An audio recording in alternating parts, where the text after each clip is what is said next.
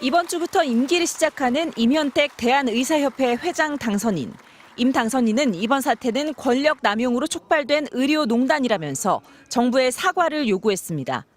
증원 발표를 철회하기 전엔 한 발짝도 움직이지 않겠다고도 못 박았습니다.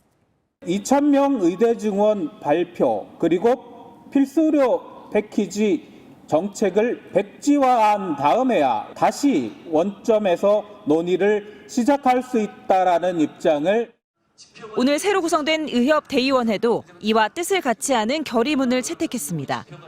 각종 행정명령을 취하하고 행정처분을 전면 철회하라. 국민을 속이고 의사를 적대시하는 정책으로 혼란을 초래한 관련 책임자를 문책해 과학적 의사 수 추계를 위한 중립적이고 독립적인 기구를 설치할 것도 요구했습니다. 의협 비대위가 오늘자로 해산되고 대의원회도 임 당선인의 힘을 실어주면서 의협의 투쟁 수위가 높아질 거란 전망이 나옵니다. 이런 가운데 이번 주 내년 증원을 확정할 32곳의 의대 중 국립대를 제외한 대부분의 사립대는 당초 증원된 인원을 그대로 모집할 것으로 보입니다. 이 경우 1,500명에서 많게는 1,700명가량 늘어날 것으로 예상됩니다. 서울대와 세브란스, 삼성서울 등 대형 병원과 전국 주요 병원 교수들은 오는 30일부터 주 1회 휴진에 돌입하기로 했습니다. 정부는 의대 교수들의 휴진 계획에 유감을 표하고 집단행동 자제를 당부했습니다. 이어 의사단체와 1대1 대화가 가능하다며 의료개혁 특위에 나와줄 것을 다시 한번 촉구했습니다. MBC 뉴스 임소정입니다. 이달 초 윤석열 대통령이 주재한 의료개혁 민생토론회 입장에 의견을 밝히려다 예정된 참석자가 아니라는 이유로 제지하던 경호처 직원들과 대치한 임현택 대한소아청소년과 의사회장. 당시 회의장 입장을 요구하다 경호처 직원들에게 입을 틀어막히고 양팔을 붙잡힌 채 끌려나간 사실이 뒤늦게 알려져 논란이 된 바 있습니다. 대통령님이 국민 목소리 듣겠다라고 오늘 제목이 뭔지 아세요? 행사 제목이 뭡니까?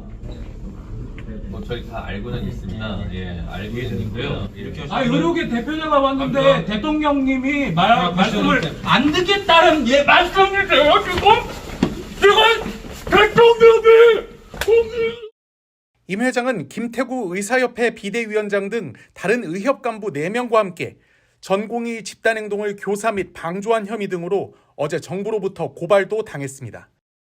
일련의 사건들이 전개된 가운데 임 회장이 연일 윤석열 정부 비판에 나선 모습입니다. 의대 증원에 따른 전공의 파업에 강경 대응하는 정부를 비판하는 글들이 줄을 이루고 있지만 김건희 특검법 찬성 같은 글을 올리는가 하면 윤석열 정부의 의료 정책을 디올백 케어라고 꼬집었습니다. 이재명 민주당 대표의 부인 김혜경 여사를 거론하며 법카로 10만 4천 원어치 먹은 사람은 기소됐는데 300만 원짜리 디올백 받은 사람은 어떻게 해야 정의롭고 공정한 사회일까라며 김 여사를 비판하는 글을 잇따라 올렸습니다.